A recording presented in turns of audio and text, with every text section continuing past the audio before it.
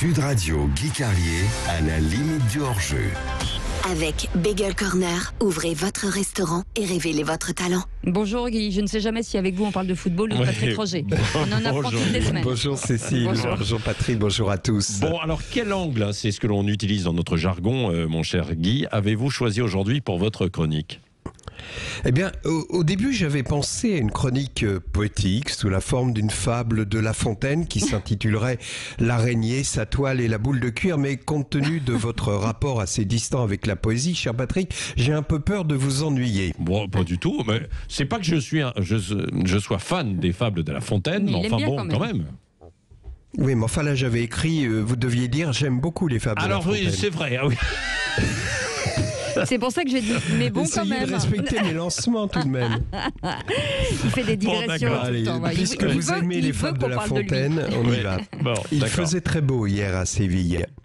Une famille d'araignées traversait le stade de la Cartoja en cherchant un endroit pour y construire sa toile. Les enfants araignées étaient fous de joie en gambadant sur ce gazon magnifique.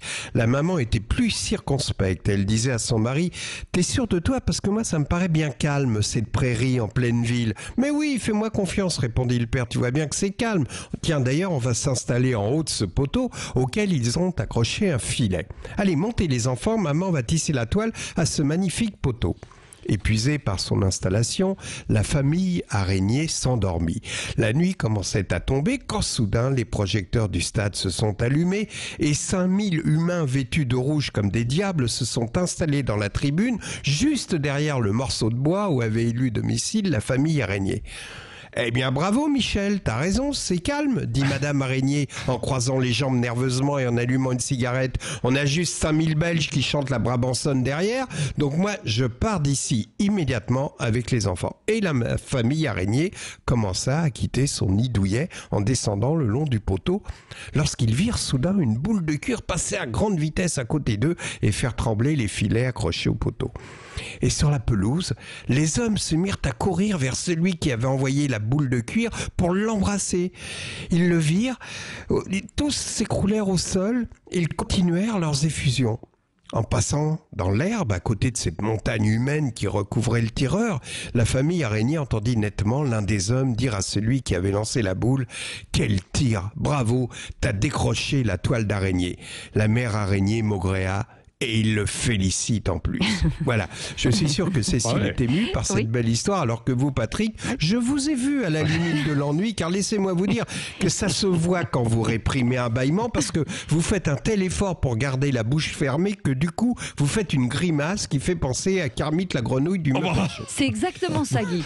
Bon, d'accord. Vous auriez sans doute préféré que je raconte des bêtises, parce que Séville évoque pour vous, Patrick, de joyeux souvenirs de vacances, et notamment ces fins de repas où tel Jean-Paul Belmondo dans Un singe en hiver, vous montez sur les tables danser la sévillane. Ah, qui n'a pas vu Patrick Roger, le menton aux étoiles, fier comme un Andalou, frapper du talon le marbre d'une table d'un bar à tapas, ne sait rien du flamenco.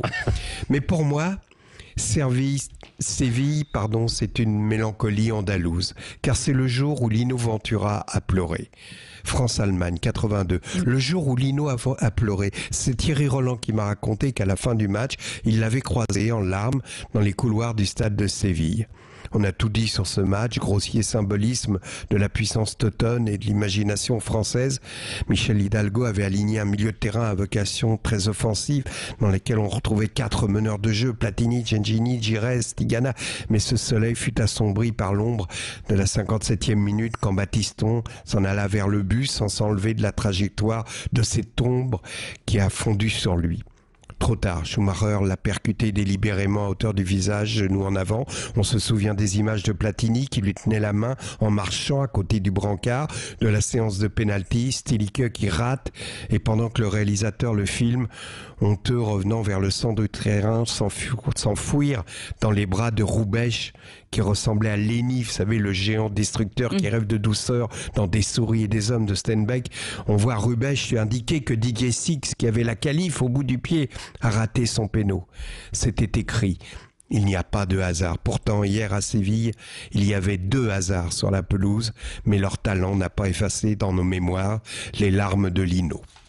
Merci Guy Carlier, bien entendu. Et j'embrasse Bernard Gengini, que j'aime plus que tout au monde. C'est Gengini.